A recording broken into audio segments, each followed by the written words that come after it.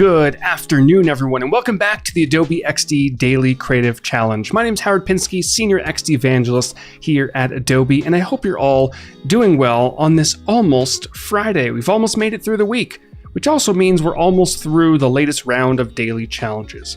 Sad, I know, but more are definitely coming this year.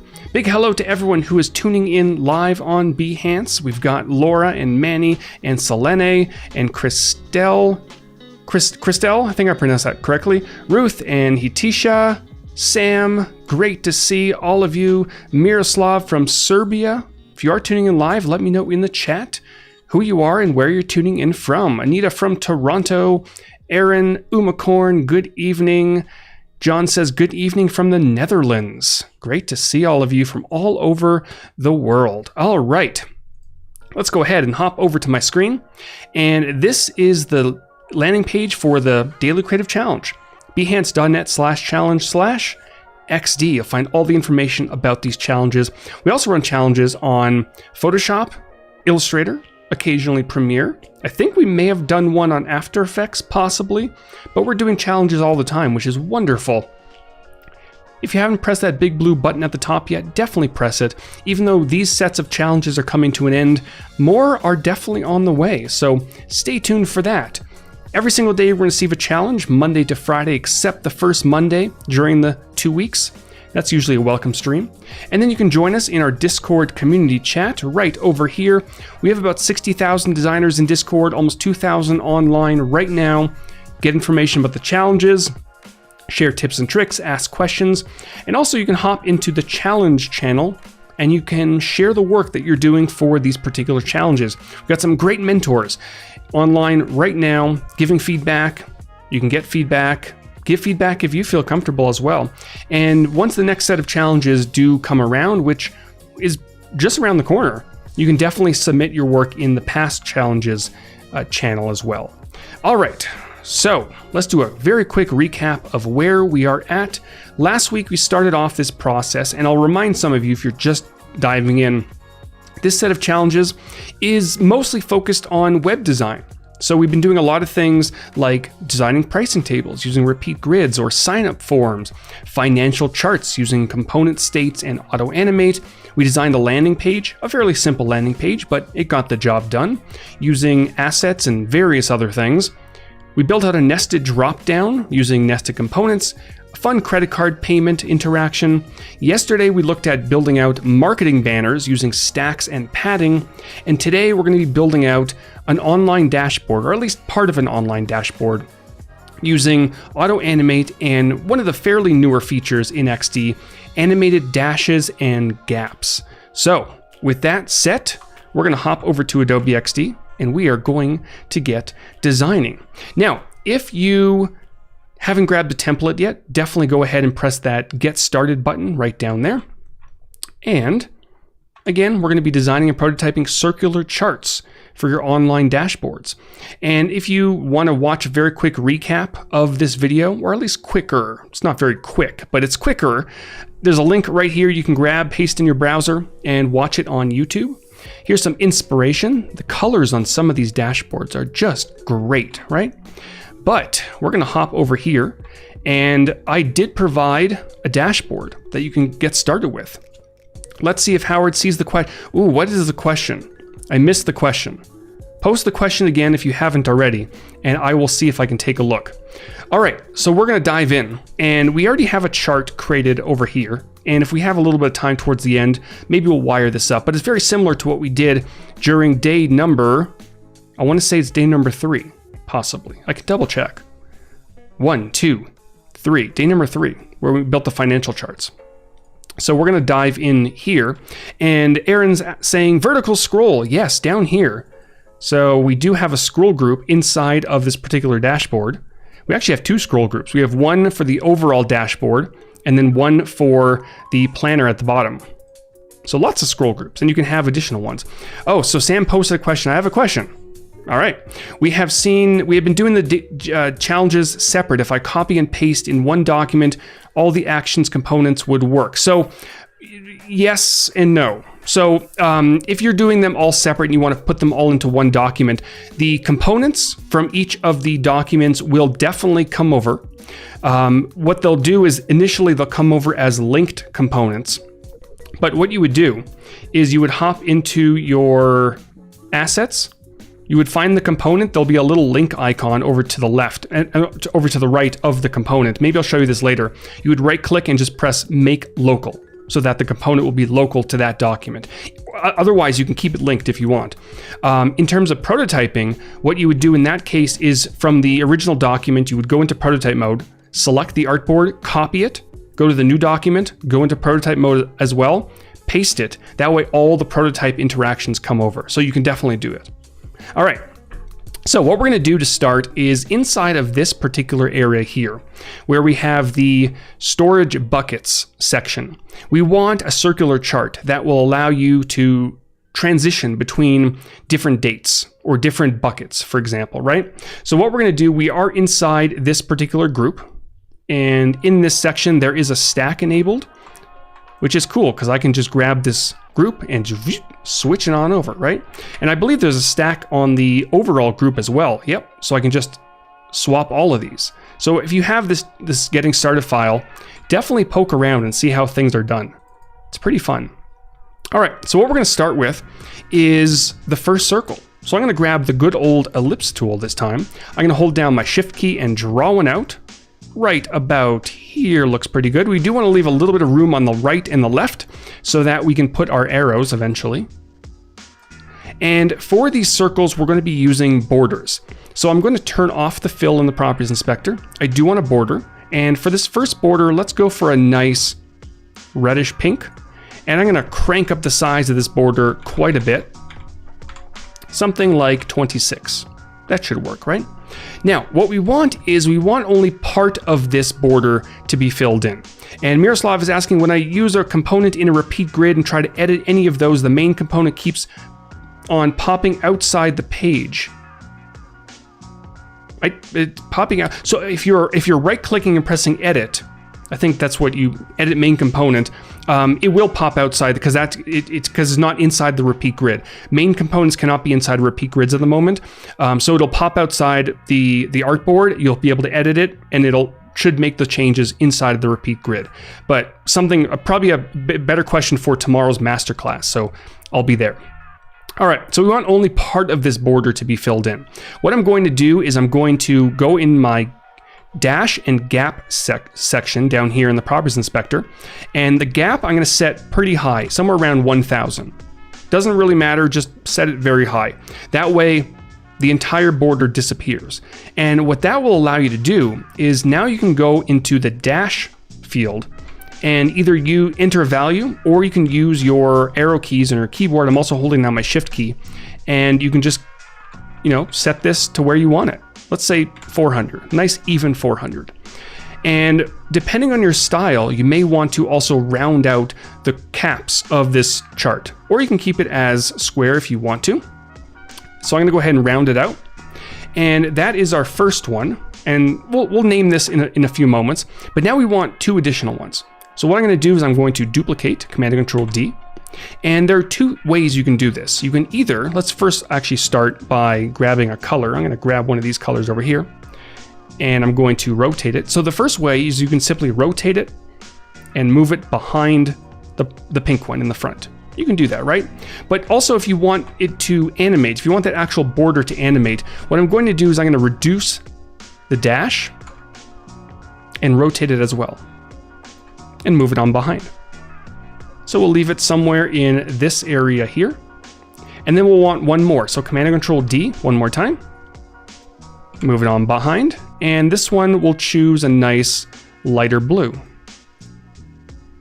Something right about there, right? And you can adjust this however you like.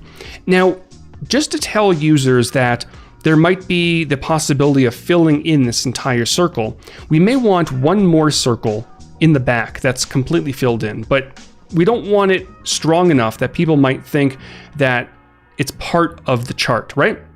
So selecting any of these, I'm going to duplicate one more time. I'm going to move it, make sure it's at the back. I'm going to call this one circle. I completely spelled that incorrectly. I still did it. Circle. There we go. And for this one, we don't want the dash or the gap filled up. So we're going to go to 0 and 0. And I'm going to set the border color to, let's say something like that, like a darker color, and then drop the opacity. Somewhere around 10%, right? So now we have our chart complete. And if we take a look, it's looking pretty good. Very colorful too. Now, there are a few more things that we may want on this chart to help users understand exactly what they're looking at. And maybe down below, some sort of an index or a key or whatever you might want to call it, right? So I'm going to grab the ellipse one more time, draw one out.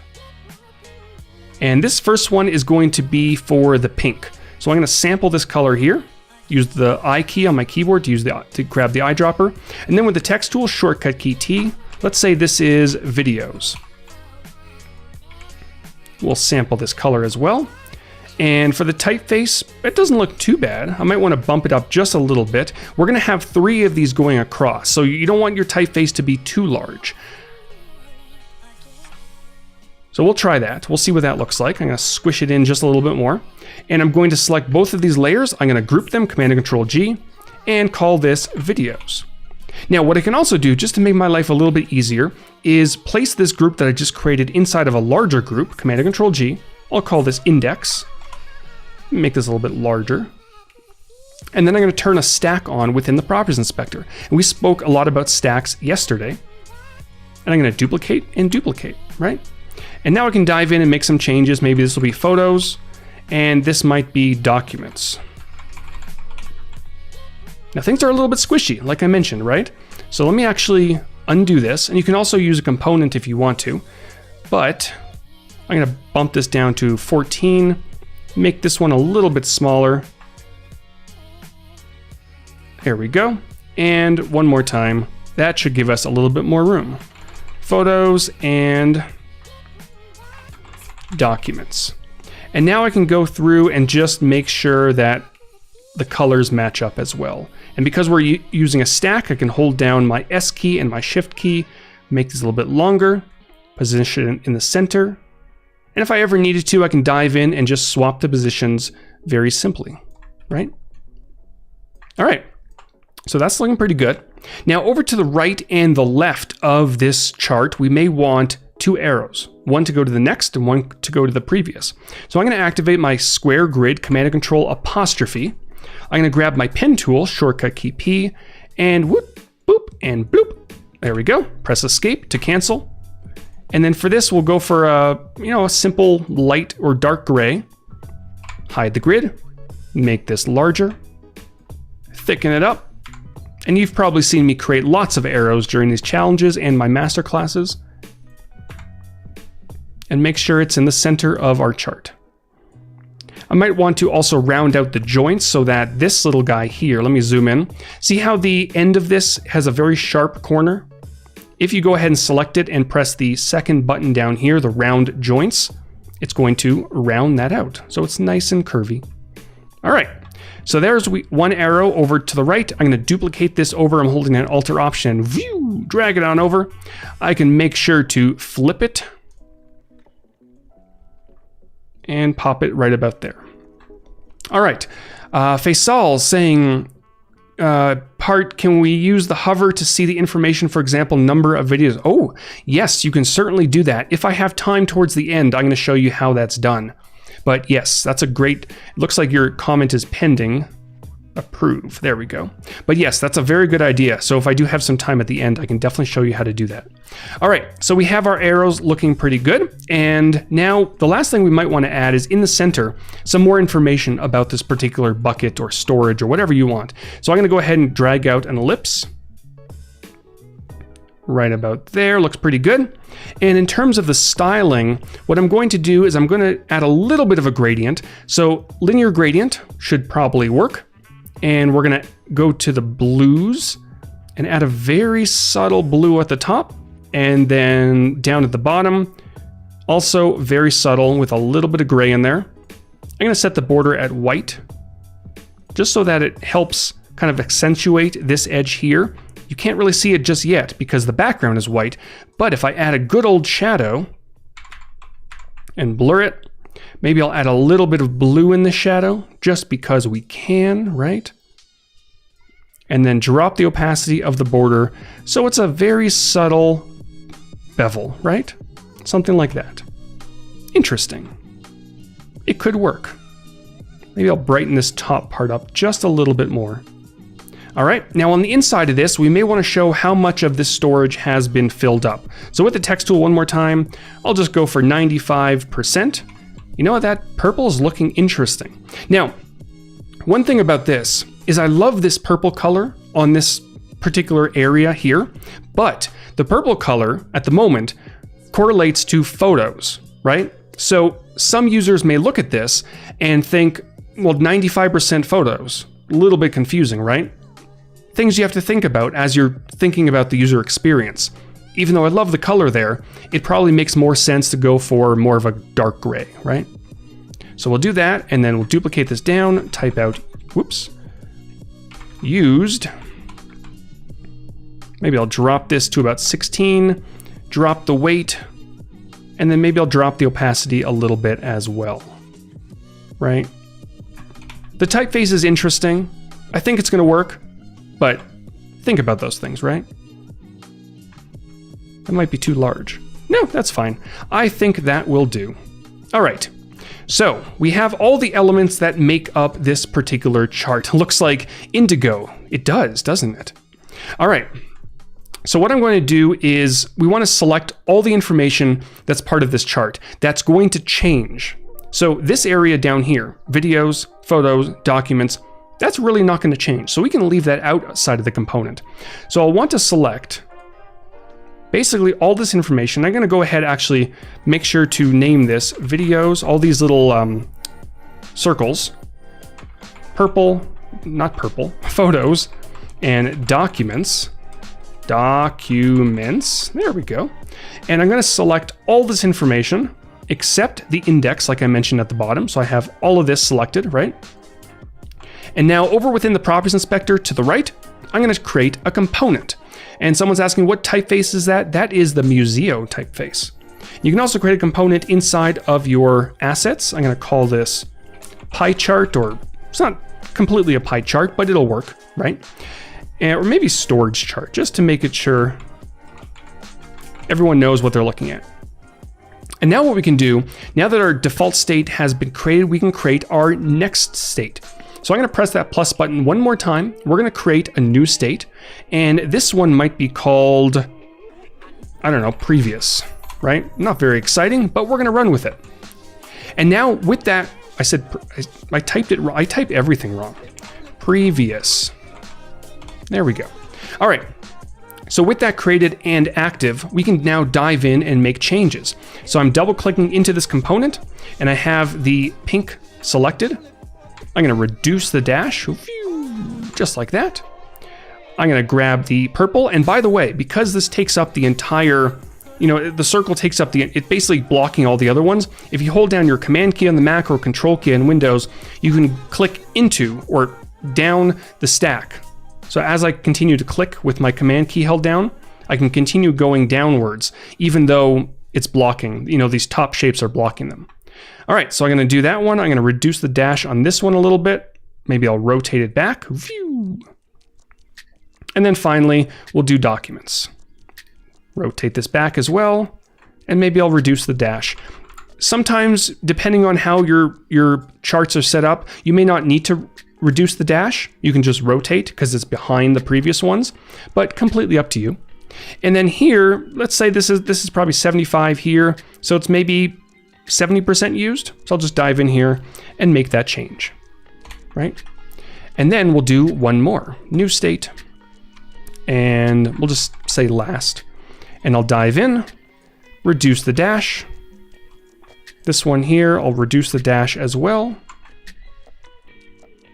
Rotate it, and then one more, reduce that dash, and rotate. And this one probably might be about 17%, because 15 would be about here. Yeah, let's try 17%, right? It's a pretty fancy number. There we go. All right, so we have our default state, we have our previous state, and we have our last state. And now what we need to do is wire all of this up. So what I'm going to do, hey Sonia from Bulgaria, great to see you. I'm gonna hop into prototype mode right here at the top. And we want to start by selecting the object that's going to trigger the interaction. In this case, we might want this arrow to the left to trigger it. So we're going to click on that arrow, and then the blue handle over to the right. If you were using multiple artboards to create this interaction, you would drag it on over. But in this case, we're using component states. So I'm simply going to click on the blue handle. It's going to sprout out this very cute little wire. And in the properties inspector, we're going to choose the destination, which is our state, so our previous state. It's going to automatically default to Auto-Animate, which is great. And for the easing, we'll go for ease in out with a duration of around 0.6 seconds. You probably don't want anything too fancy and too long for these interactions. Now I can press escape to go back, and let's go to the previous state.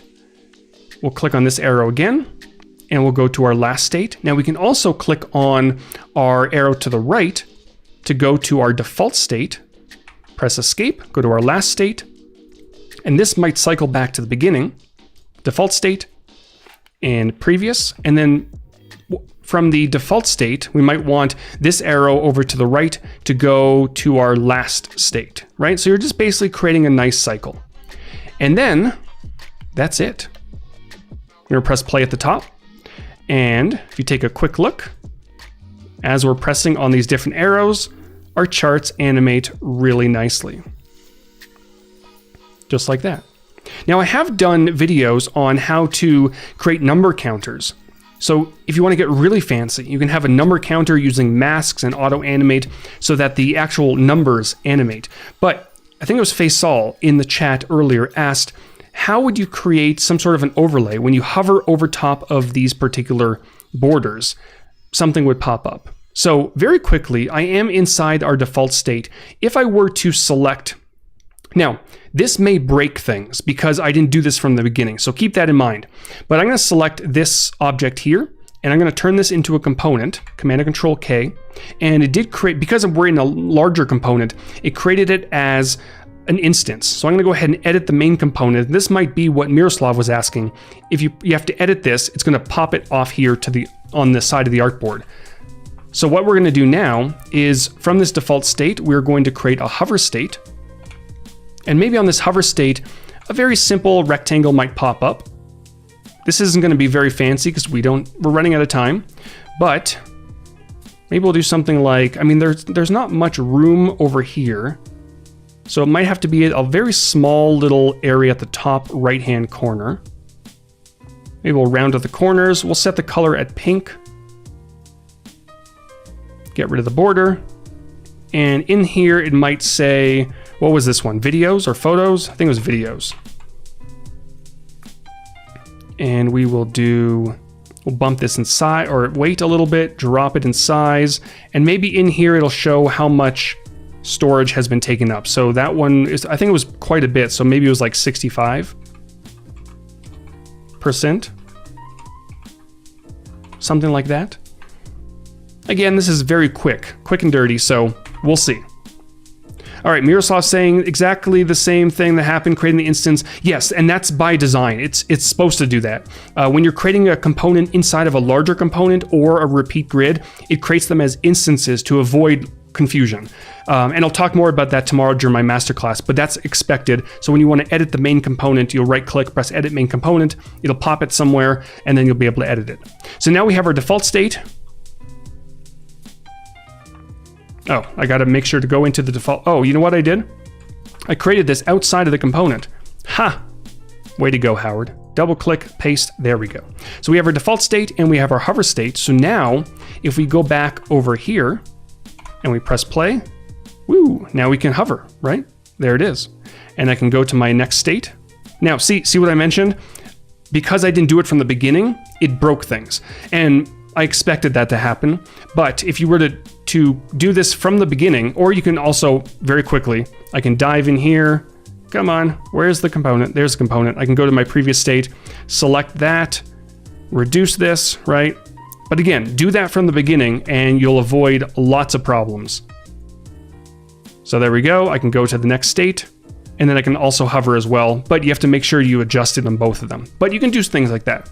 So that will wrap it up. I will definitely talk more about both of these workflows tomorrow during my masterclass. Big thank you to everyone who has tuned in. I believe Kyle T. Webster is coming up right after me. Let me double check. Where is the schedule? Yes, he is. So stick around for that. Always a wonderful show. Thanks again for watching, everyone. I'm going to be back tomorrow with my XD masterclass and to wrap up the daily challenges. I'll see you all then.